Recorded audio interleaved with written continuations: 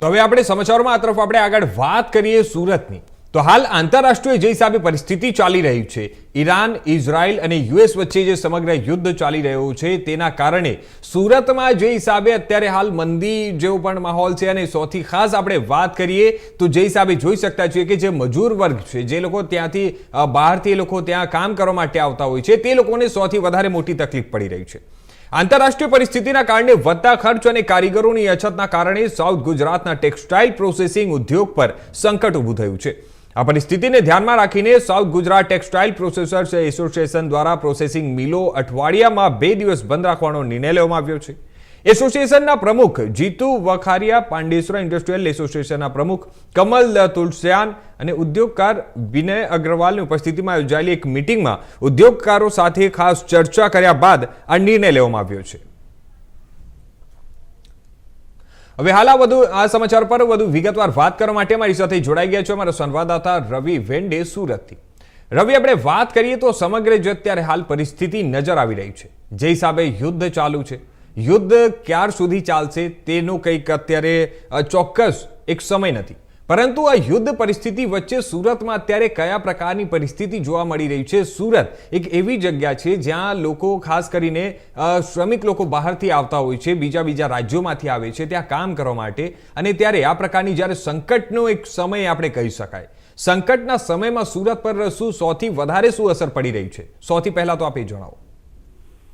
કિશન, જે રીતે આપણે વાત કરીએ, સુરત એક નવી સિટી ગણાય છે, જ્યારે જે ભ્રષ્ટાચારી વ્યક્તિઓ છે પોતાની રોજગારી કમાવા માટે સુરત આવતા હોય છે અને સુરતથી રોજી કમાઈને આપણા પરિવારને ગુજરાન કરાવતા હોય છે। જ્યારે આ જે મિડલ ઇસ્ટમાં જે યુદ્ધ ચાલી રહ્યું છે, યુદ્ધના કારણે સીધી અસર હવે ઉદ્યોગકારો પર પડી રહી છે, જેના કારણે ક્યાંક ને ક્યાંક મજૂર લોકો બી, જે શ્રમિક લોકો છે, જે આપણા વતન માટે પ્લાન કરી રહ્યા છે, અને જ્યારે લાખોની સંખ્યામાં મજદૂરો જ્યાંથી સુરતથી પ્લાન કરી ચૂક્યા છે અને પોતાના વતન જઈ ચૂક્યા છે, જેને લઈને બી ક્યાંક ને ક્યાંક ઉદ્યોગકારોમાં બી ચિંતાનો વિષય બન્યો છે, જેને લઈને બી એક તરફ યુદ્ધની અસર અને જ્યારે મજદૂરોની અછતને કારણે એક મહત્વપૂર્ણ મિટિંગ યોજવામાં આવી હતી, અને જેને લઈને જે આપણા ઉદ્યોગકારોના પ્રમુખ, જે એસોસિએશનના પ્રમુખ છે સાઉથ ગુજરાતના જીતુભાઈ વખારે, જીતુભાઈ, જે રીતે મિટિંગ યોજવામાં આવી,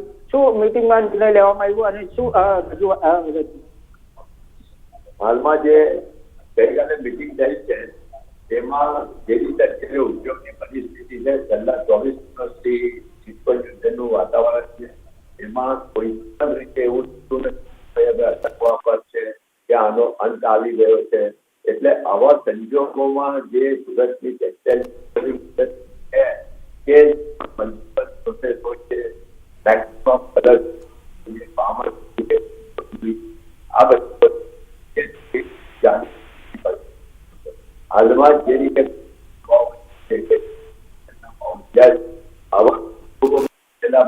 માલ બનતો નથી, અને જે કઈ માલ જે મિલોમાં છે એને કેવી રીતે સાચવીને એને લાંબા સમય સુધી આપણે ટકાવી શકીએ કે જેથી કારીગરો પલાયન થાય, અને જે આપનો ફેક્ટરી છે એ રોજ થોડી ચાલશે, અથવા તો 2 દિવસ બંધ રહીને 5 દિવસ ચાલશે, તો 5 દિવસ ચલાવીને 6 દિવસ જેટલું બધું કામ થતું હોય તો 1 દિવસ બચાવવા જેવો જોઈએ।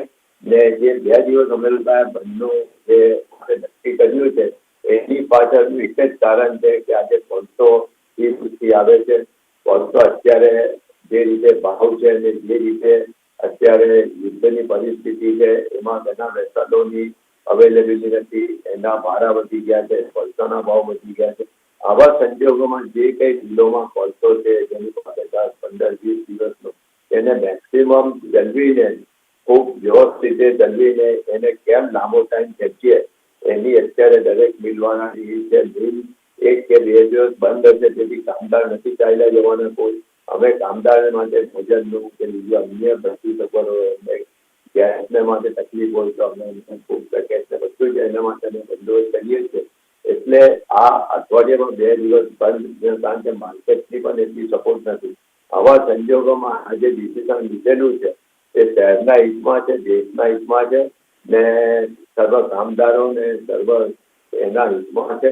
એટલે આ રીતે ડિસિઝન લીધેલું છે. એમાં કોઈ અમે અમારી જવાબદારીમાંથી છટકવા માંગીએ છીએ અથવા તો થોડી મુક્તિ કરવા માંગીએ છીએ, એવી કોઈ પરિસ્થિતિ નથી. અમે જે રીતે કારખાના ચલાવીએ છીએ હંમેશા અમારું બંધ કરવા પછી ધ્યાન કરતા કેમ લાંબો ટાઈમ ચાલે એના અમારા ભવિષ્ય ધ્યાન આપીએ છીએ. આવા સંજોગોમાં આ એક અઠવાડિયે કોઈ તમે 2 દિવસ બંધનું જાહેર કર્યું. એક દિવસે બધી મિલો બંધ રહેવાની નથી. અલગ અલગ વિસ્તાર છે, તેમાં સચિન છે, પાંડેસરા છે, પલસાણા છે, કડોદરા છે, તો તેમાં પણ એક સેક્શન વાઇઝ સપોઝ કે પાંડેસરામાં 100 મિલ છે, તો દરેક મિલને એ રીતે કેટલા દિવસ ત્યાંથી બંધ રહેશે. એટલે તમામ મિલ 1-2 દિવસ સાથે બંધ કરવાથી બધી ઓલ્ટરનેટ બંધ રહેશે કે જેથી કોઈને પાવરનો પ્રોબ્લેમ હોય, કોઈને પાણીનો પ્રોબ્લેમ હોય, કોઈને કોમન એપ્લાયન્સીસના પ્લાન્ટનો પ્રોબ્લેમ હોય.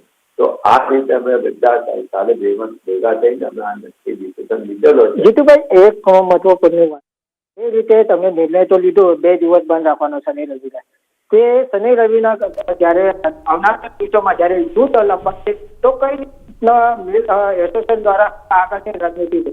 અમે એવું નથી કે શનિ રવિ કોઈ પણ યુનિટ મરજીથી 2 દિવસ બંધ કરી શકશે. આજે કોઈ પાવર મેન્ટેનન્સ તો શનિ રવિવાર 3 દિવસ પછી, એટલે દરેક એરિયામાં પાંડેસરામાં પણ અમે સોમથી શનિવાર સુધીમાં કે સોમથી રવિવાર સુધીમાં અલગ અલગ એને વિસ્તાર એટલો પોકેટ જ બંધ રહેશે.